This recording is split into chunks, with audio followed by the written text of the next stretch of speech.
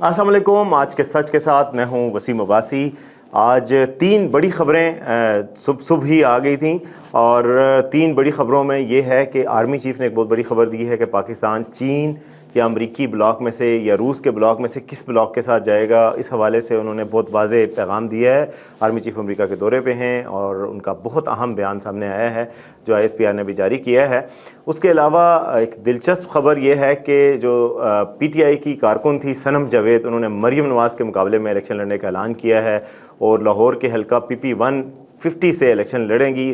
और उस हवाले से कुछ दिलचस्प तफसीलात उनके वालिद ने बयान की हैं जो हम आपको बताएंगे। इसके अलावा जो तीसरी खबर है और बहुत बड़ी खबर है वो ये है कि सुप्रीम कोर्ट ने फाइनली नवाज़ शरीफ के केस के हवाले से, नवाज़ शरीफ की नाअहली के हवाले से एक बड़ी पेशरफ्त हुई है और उन्हें बेंच तश्कील दिया है। उस हवाले से भी आपको तफसीलात से आगाह करेंगे। तो सबसे पहले आर्मी चीफ़ के हवाले से आपको बताएं कि army chief general Qamar Javed Bajwa इस वक्त अमेरिका के दौरे पे हैं और उन्होंने बड़ी अहम मुलाकातें की हैं। अमेरिका के सेक्रेटरी ख़ारजा एंथनी ब्लिंकन से भी बात की, अमेरिका के नायब वज़ीर ख़ारजा, अमेरिका के सेक्रेटरी दिफा, अमेरिका के सेंटकॉम के जो सरबराह हैं और वज़ारत दफ़ा के और भी आला अफसरान से उन्होंने गुफ्तगू की। तो कल उन्होंने गुफ्तगू की पाकिस्तान के तो नहीं लेकिन सहाफ़ी जो थे, मीडिया के लोग और अमेरिका में जो थिंक टैंक्स के नुमाइंदे हैं उनसे गुफ्तगू की और उस गुफ्तगू में बड़ी अहम बातें सामने आईं। ISPR ने आज उसके हवाले से एक उनका पैगाम जारी किया है कि उसमें गुफ्तगू में क्या बातें हुई।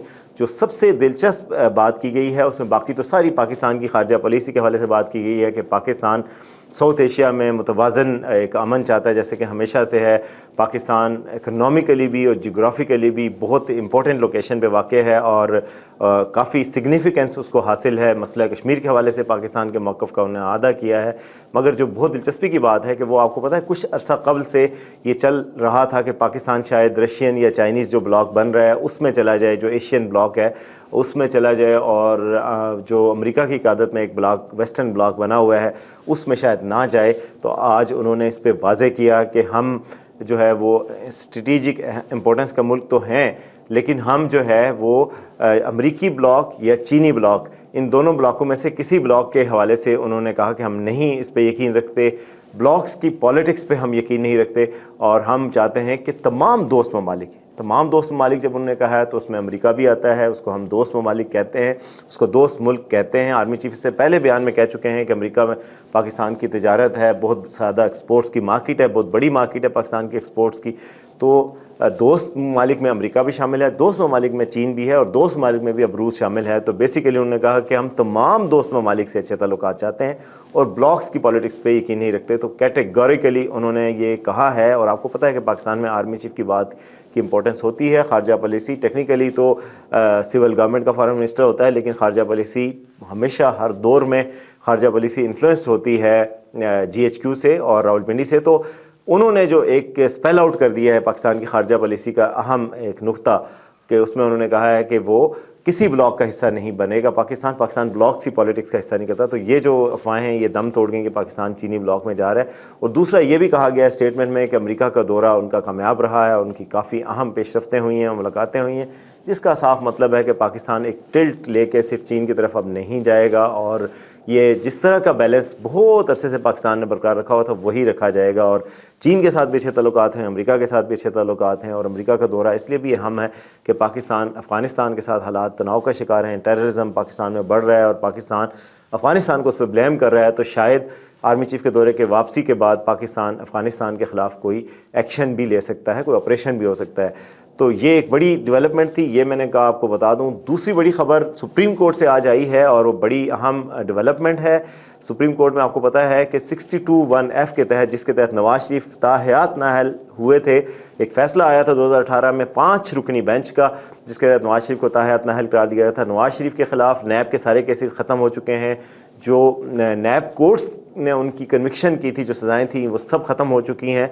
मगर नवाज शरीफ के ऊपर नाअहली की तलवार अभी भी लटक रही है। गो के इलेक्शन एक्ट में तरमीम करके हुकूमत ने एक रास्ता निकाला था कि ताहयात नाअहली नहीं होगी 62(1)(f) के तहत, बल्कि सिर्फ 5 साल की नाअहली होगी। ताहम आइनी माहिरीन मुत्तफिक थे कि ये अभी तक नवाज शरीफ को खुली छूट नहीं मिली, वो नाअहल हैं, और जब तक सुप्रीम कोर्ट का अपना कोई डिसीजन नहीं आ जाता, सुप्रीम कोर्ट का पहला फैसला 5 रुकनी बेंच का ख़त्म नहीं हो जाता, जब तक नवाज शरीफ इलेक्शन नहीं लड़ सकेंगे। तो उस हवाले से उनके लिए बहुत बड़ी खबर आई है, और मेरे ख्याल में ये खुशखबरी ही उनके लिए होगी, क्योंकि 7 रुकनी बेंच बनाया गया है। तो गोया 5 रुकनी बेंच का जो फैसला था उसको 7 रुकनी बेंच अगर ओवरटर्न करे तो वो फैसला ख़त्म हो सकता है।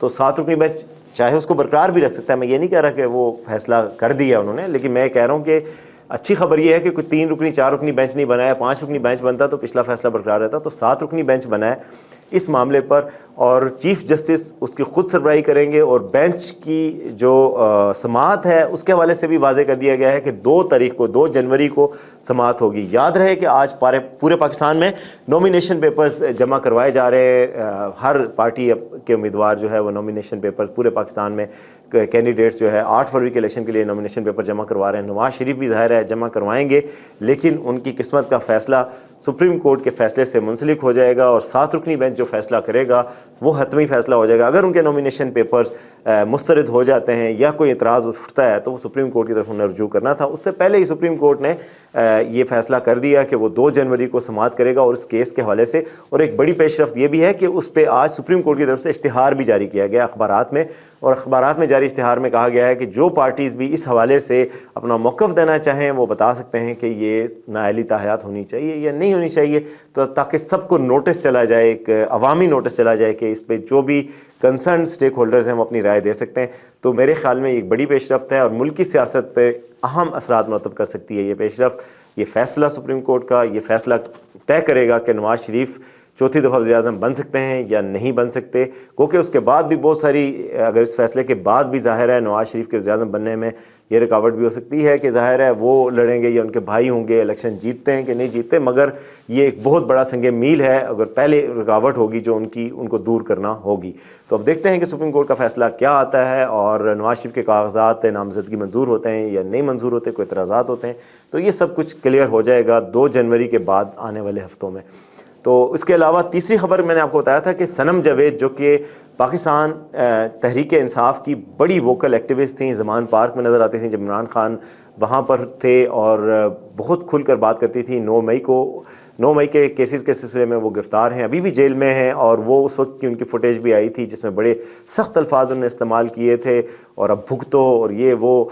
तो वो और उनके साथ जो 2 ख़वातीन थी, उसके बाद उनको पाबंद सलासिल किया गया, और अभी तक जेल में हैं, और बड़ी आइकॉनिक पर्सनैलिटी बन चुकी हैं पीटीआई की। वो काफ़ी उनको मज़ाहमत का इस्तारा बनाकर पेश किया जाता है पीटीआई की तरफ से। अब उनकी तरफ से ये स्टेटमेंट आ गई, उसको कंफर्म किया गया है। हमारे वी न्यूज़ के नुमाइंदे आरिफ मलिक ने लाहौर से उनसे बात की, उनके वालिद से और जावेद इकबाल से, और उन्होंने कंफर्म किया है कि वो PP 150 यानी PP 150 लाहौर से इलेक्शन लड़ेंगी, और मरीम नवाज़ के मुकाबले में इलेक्शन लड़ेंगी। ताहम उनके वालिद का कहना था कि पता नहीं अब मरीम नवाज़ को उस हल्के से फील्ड किया भी जाता है या नहीं, वो उनके मुकाबले में इलेक्शन लड़ सकेंगी कि नहीं, क्योंकि उनके वालिद कहते हैं कि जी मेरी बेटी जो है, उनको पता है कि इमरान खान पॉपुलर हैं और उनके जीतने के चांसेस हैं। लाहौर के जो तजियाकार हैं, जो सलमान गनी हैं सीनियर सहाफ़ी, उनके मुताबिक ये बहुत पहला मौका होगा कि कोई जेल से इस तरह की कैंपेन करेगा और इस तरह का इलेक्शन लड़ेगा, कोई खातून जेल से लड़ेगी। और ये अगर पीटीआई को बल्ले का निशान मिलता है और ये इलेक्शन में आती हैं तो ये काफ़ी टफ टाइम दे सकती हैं, एक दिलचस्प मुकाबला हो सकता है।